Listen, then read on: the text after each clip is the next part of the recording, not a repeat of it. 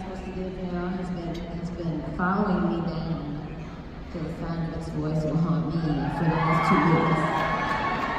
It's not hard for me to go and play for you, but it's very hard for me to try to tell you how I thank you for this being the first girl in the Rock and Roll Hall of Fame.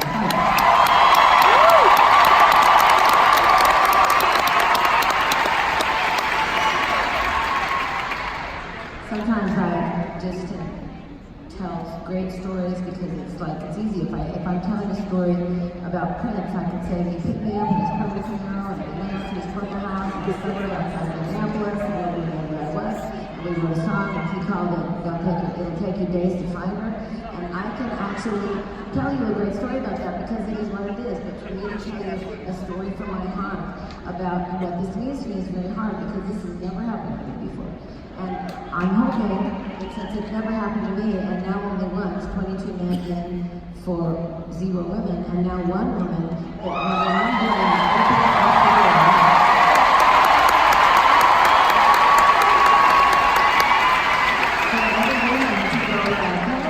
I'm doing and I'm telling all my friends that like the girls in high, I'm going, okay guys, you gotta really get together now.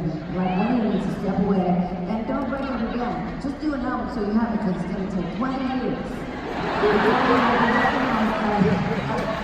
Again, so you'll already be like 60. So you have to do it right now. So it's like, this is the problem of getting in.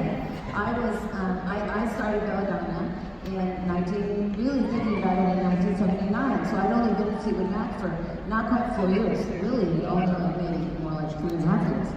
And so this is a hard thing to do because you have to. The times are different, and it's like, it's going to be hard, but I know there's somebody out there that will be able to do it, because I'm going to give you all the directions, and I'll do enough interviews to say exactly what to do.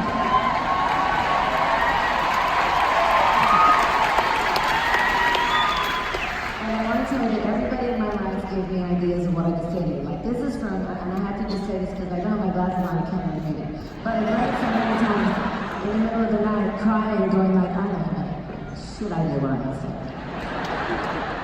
And this morning at 4:30, my assistant came in and I'm laying there and my little Chinese cat that is like laying, she lays right on my stomach and she's looking at me like, it's so late. And I said, and she goes, are you done? And I'm going, no, I can't do it, I have to go to bed. I don't know what I'm going to say, I'm just going to have to go out there and go like, you know what, 6 minutes is not very long. So, let me move right on. 6 minutes for me, I majored in speech communication at San Jose State.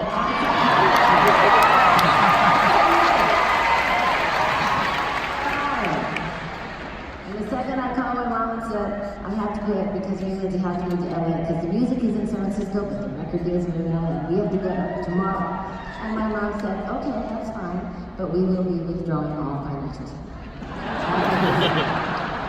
And I said, flat out, I know, Mom. I know, and I'm up to the challenge. 3 waitress jobs, 2 cleaning lady jobs. It was cool. Lindsay worked on the music. I worked on food and great houses.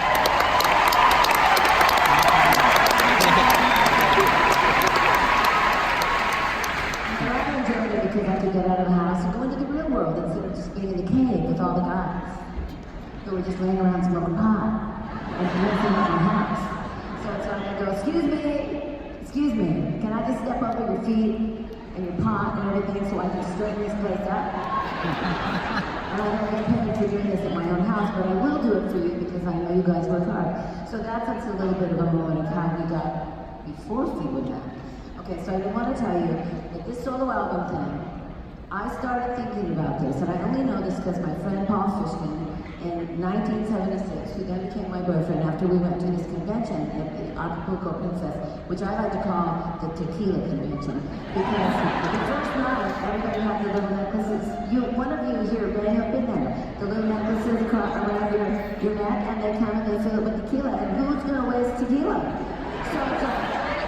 So everybody was so drunk that nobody surfaced for 3 solid days, and then it was over. So everybody just went to the airport and left. But not me. I stayed because I'm going like, I'm already down there, somebody has paid for it, so I'm going to enjoy this vacation.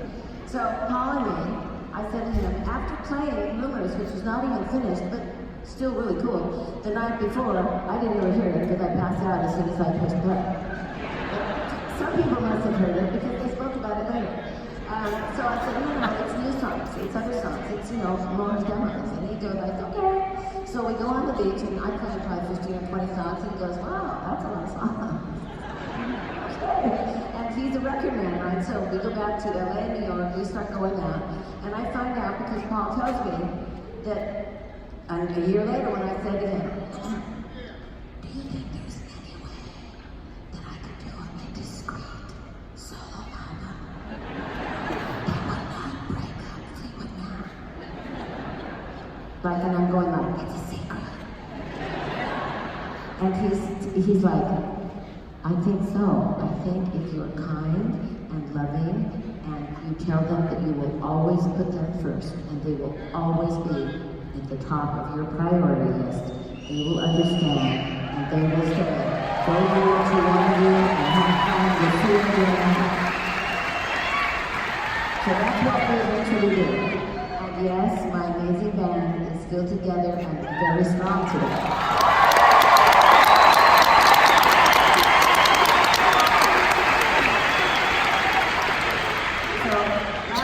Which probably won't be asking how they can't get me off the stage. I want to thank, first of all, really quickly, Paul Fishkin, because he was the wise man who said, you can be both and you can have both. You just have to do it with love. That's all. Then I was introduced to his partner, Danny Goldberg, who became Paul's and our guru and our calm coach, who kept us calm. I was gone all the time, so they were like talking about this and trying to put it together calmly and serenely.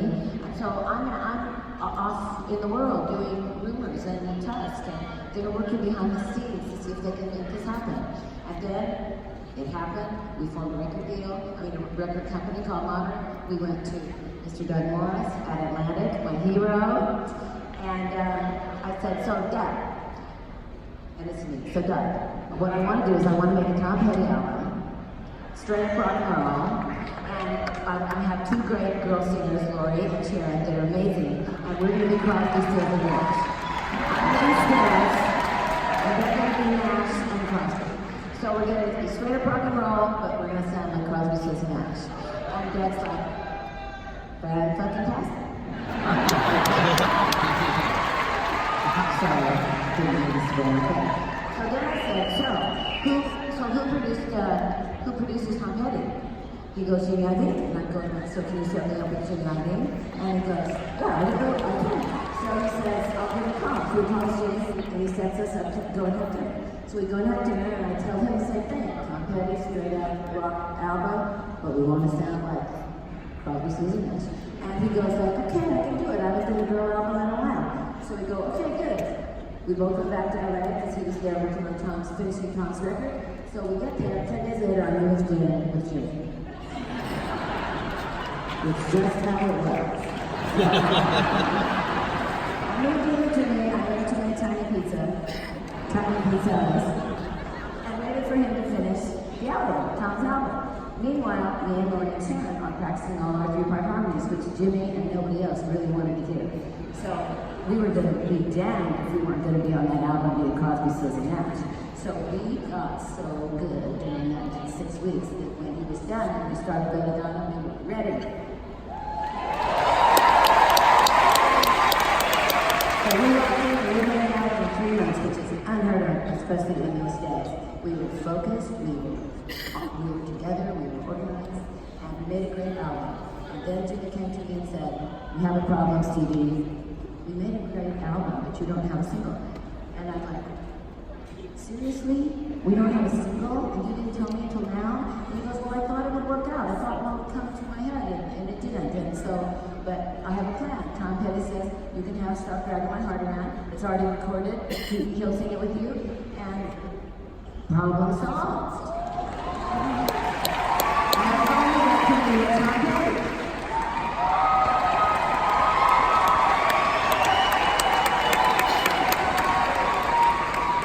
Who Jimmy had kept me a secret from because he didn't want Tom to get pissed off and think that his attention was going to be taken away because he had a new girlfriend.